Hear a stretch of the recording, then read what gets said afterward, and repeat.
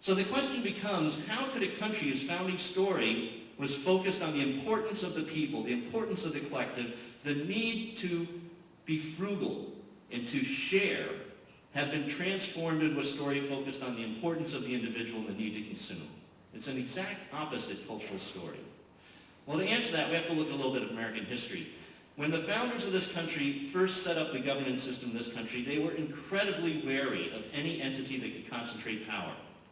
That's why they had the checks and balances in the federal government with separation between legislative, judicial, and executive branches. It's why they developed a separation between church and state. And looking at it today, in our today's political climate, it may be hard to understand, but when this country was founded, corporations had no rights in the political process. They were banned from political speak. But that started to change during the Civil War. As industrial output mushroomed to service the Union Army, the strength of corporate power also grew. And near the close of his presidency, when it was clear that the Civil War had been won by the Union Army, President Abraham Lincoln got a letter from a friend stating what an incredibly difficult time this must have been for Lincoln as president. And I'd like to just read a paragraph in the response letter from Lincoln to his friend. "It has indeed been a trying hour for the Republic, but I see in the near future a crisis approaching that unnerves me and causes me to tremble for the safety of my country. As a result of war, corporations have been enthroned, and an era of corruption in high places will follow, and the money power of the country will endeavor to prolong its reign by working upon the prejudices of the people until all the wealth is aggregated in a few hands and the Republic is destroyed. I feel at this moment more anxiety than ever before, even in the midst of war. God grant that my suspicions may prove groundless." Well, I'm sorry to say that Abraham Lincoln's suspicions weren't groundless. And a little more than a little more than a decade after he penned that letter, the Supreme Court heard a case involving Santa Clara County in California, and the Southern Pacific Railroad. And the court ruled in favor of the railroad. And even though they never explicitly stated it in their ruling, a court clerk typing up the notes of the ruling interpreted that decision as giving corporations the Second Amendment rights of personhood, and with that, the right of political speech. And just about that time, captains of industry also realized that industrial output would way overwhelm the needs of the American populace. And they intentionally started to craft a new story that focused on the importance of the individual and the need to consume.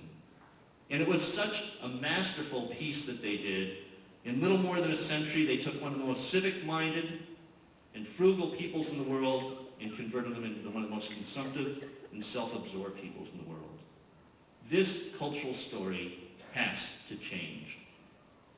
Now, last year,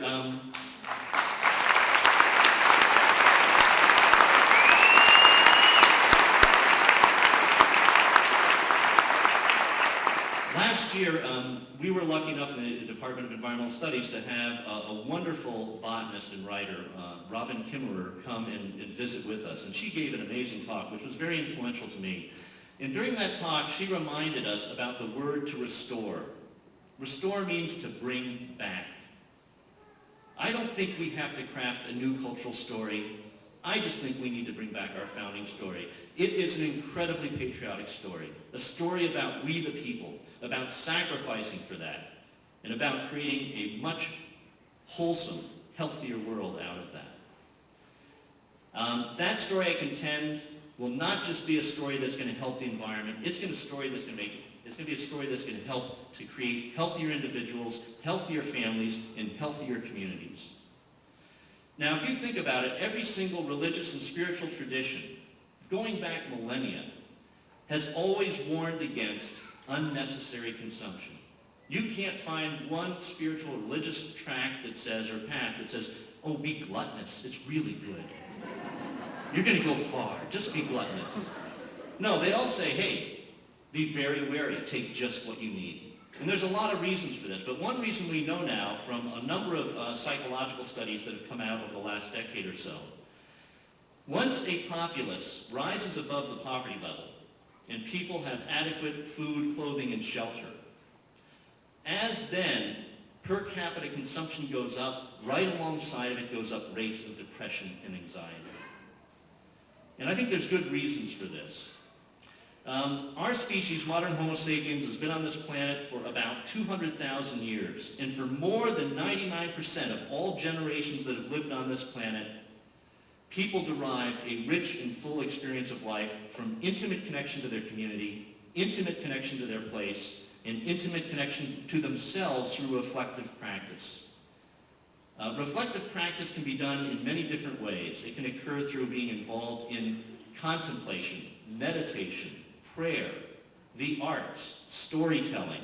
There's all sorts of routes to reflective practice. But what reflective practice allows us to do is to convert knowledge into understanding and eventually wisdom.